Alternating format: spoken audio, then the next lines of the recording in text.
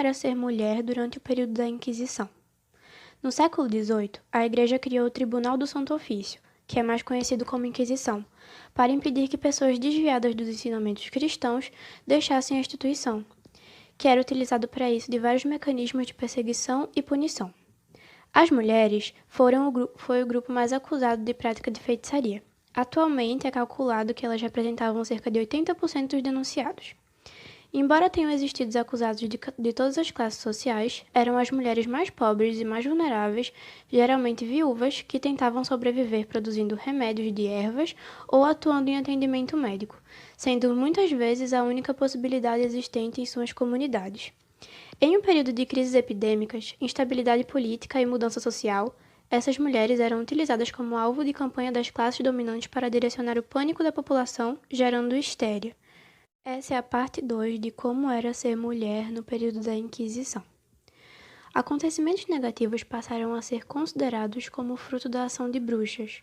Mulheres com aparência vista como desagradável, como deficiência física, deformidades e idades avançadas, ou então muito belas, que despertavam desejos não correspondidos em homens poderosos, poderiam ser denunciadas por praticar bruxarias ou então ter um pacto com o demônio.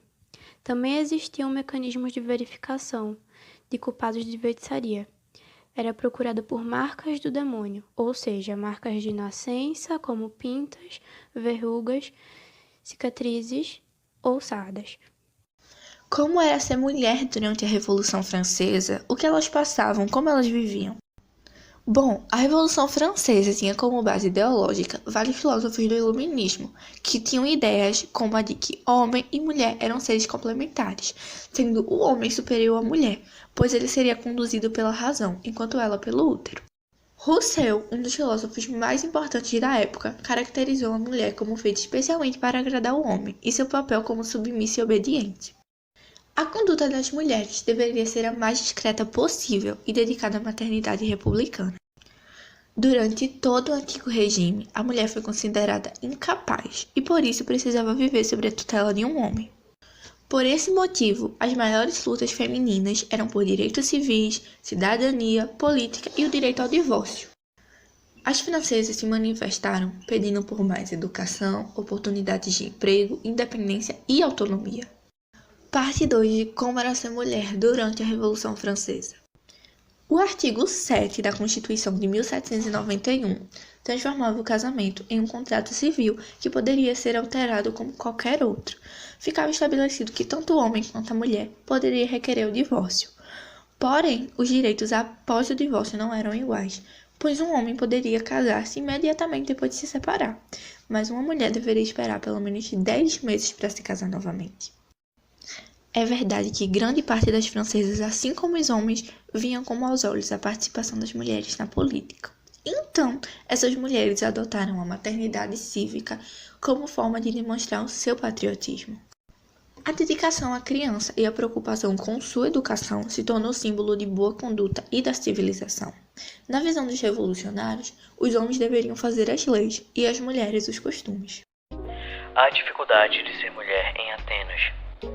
Entre os atenienses, mesmo sendo esses os criadores da democracia, percebemos que a atuação da mulher era reduzida, educada para ser dócil e reservada ao mundo doméstico. As mulheres atenienses eram subjugadas pelo pai até ele escolher qual homem poderia se casar com ela. Após o matrimônio, a subserviência feminina era destinada ao marido. Mesmo após as reformas políticas, as mulheres não participavam de questões políticas por serem consideradas inaptas para esse tipo de tarefa. Realmente dá para perceber. A questão de vida das mulheres comparada dos homens em Atenas era um diferencial muito enorme. A dificuldade de ser mulher em Atenas, parte 2. Vamos agora para um tempo mais antigo. Em Atenas, na Grécia Antiga, quando se tinha um bebê, ele necessitaria da aprovação do pai, que era considerado um rito de passagem. Existia uma crueldade que faziam com os bebês que nasciam do sexo feminino. Era comum isso acontecer. que no caso é o abandono de bebês no deserto para morrerem. Eles nomeavam isso de expor o bebê. E existe uma expressão grega que era bem utilizada na época. Todos seguram um filho, mesmo se ele for pobre, mas expõem uma filha, mesmo se for rica. O diferencial de meninos e meninas na Grécia Antiga era enorme, não acha?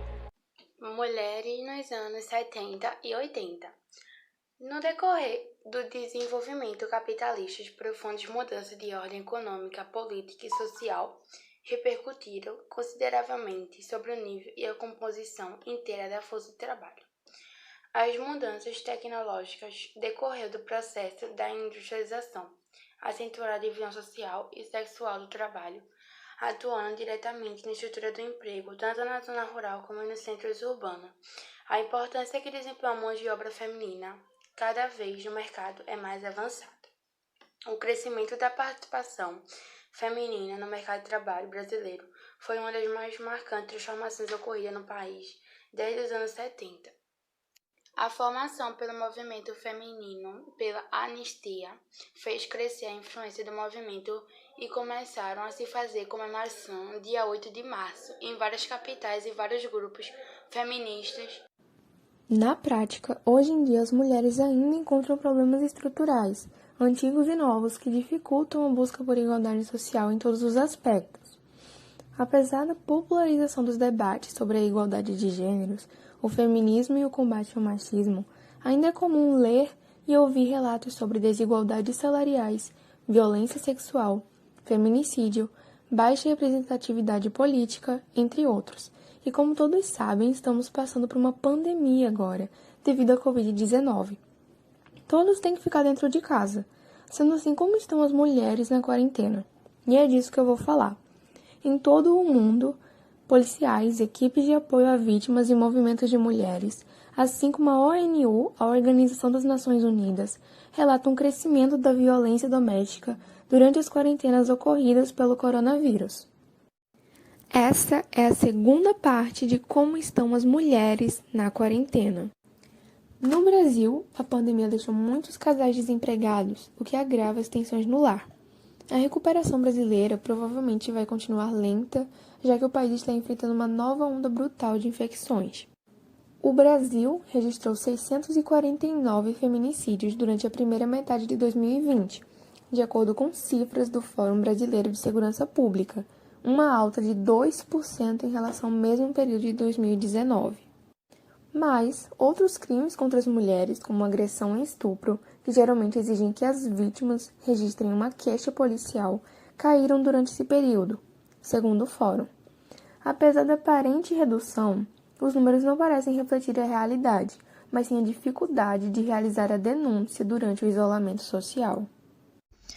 Com o tempo, graças às lutas promovidas, a mulher vem conseguindo aumentar o seu espaço nas estruturas sociais, abandonando a figura de mera dona de casa e assumindo postos de trabalhos, cargos importantes em empresas. Apesar de uma maior presença no mercado de trabalho, ainda há uma desigualdade. Além disso, o número de mulheres ocupando cargos de níveis superiores nas empresas ainda é menor. É por essa desigualdade ainda existente, um fruto de um passado que deixou marcas na atualidade em que a mulher era vista apenas para a reprodução e como um complemento do homem, que surge a necessidade de lutar pelos direitos femininos. Por todos esses motivos, embora o papel da mulher na sociedade venha se tornando cada vez maior e melhor, ainda existem muitos desafios a serem enfrentados. É preciso, pois, combater a cultura machista na sociedade, e isso não significa combater o homem.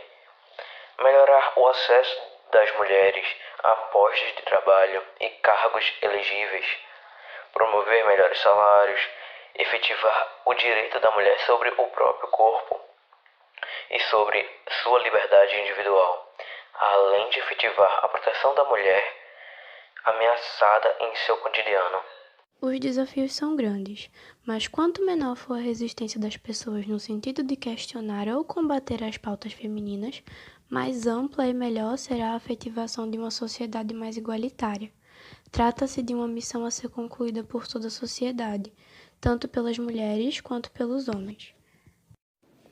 O Dia da Mulher precisa ser lembrado para que possamos reconhecer o esforço das mulheres que lutaram até hoje para que conquistássemos tudo o que temos, e também para lembrar que o Dia da Mulher é como uma conquista para todas nós.